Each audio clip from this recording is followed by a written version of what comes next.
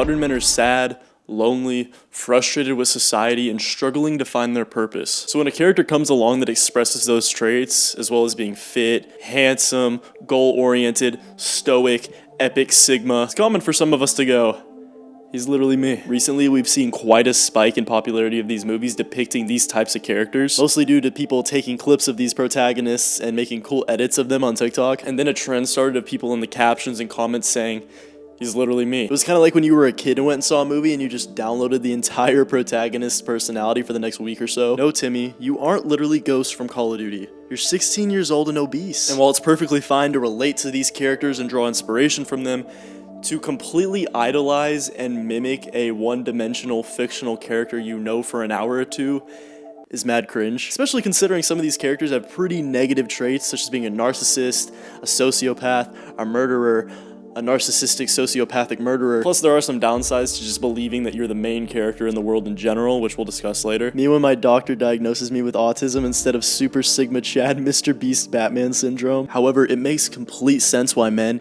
even myself to an extent, find relatability and inspiration from these archetypes. In modern day Western society, whether you believe it's an agenda of the elite or just a byproduct of the current culture, there is clearly a push for men to be less masculine. The mainstream narrative is labeled masculinity as toxic. They think men should be more emotional, more docile, more feminine, more easy to control. This, alongside with just the general shifting of society for the past 50 plus years, has resulted in men being lonelier than ever. They lack purpose. Many are struggling with addictions to pornography, video games, alcohol, drugs, because we do in fact really be living in a society. Batman, I'm telling you, we live in a society, Batman.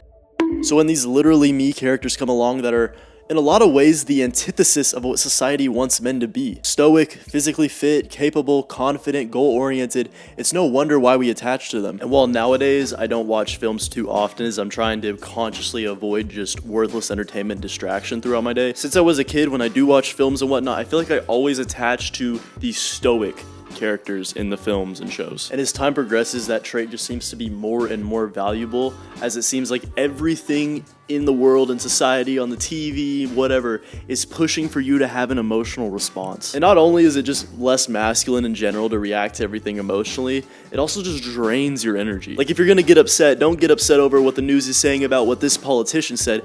Get upset that you're broke, out of shape, not sleeping enough, not learning enough, whatever, not getting bitches on your But with that being said, I think at least myself should strive to just lean on rational thinking as much as possible, especially in times of stress when you're just weathering that turbulence of life. I think this is what it truly means to be a man, is that you can withstand those winds. Also, it's extremely beneficial just for your life in general, your mental health, achieving your goals, to not identify with the negative thoughts, the negative feelings that pop into your head. I think as a man, I should constantly be trying to master my mind, and I'm fully aware that there's a lot of aspects where I'm not mastered my mind on certain things. There's plenty of days I could wake up earlier, plenty of days I could be less distracted, plenty of times where I could have waited and reacted with logic instead of springing for the emotional response, but I'm conscious of that and consistently striving to be a Sigma Stoic.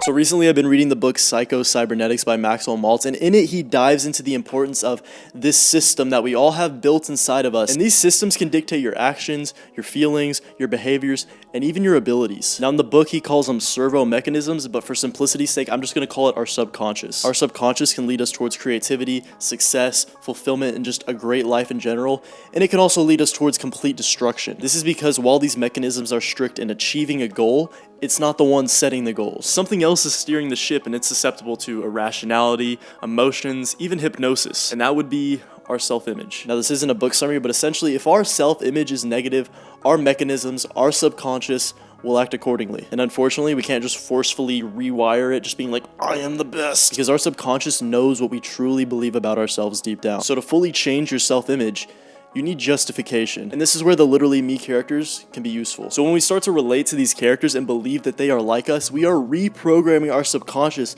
to align with the key components of that character. So if we like these characters because they're successful, fit, stoic, brave, so on, we can essentially download those attributes and install them within ourselves. And as we go on and carry out actions that are in line with these positive traits, we are justifying our self-image, cementing it further. But with that being said, should we actually go around believing we're the main character? No.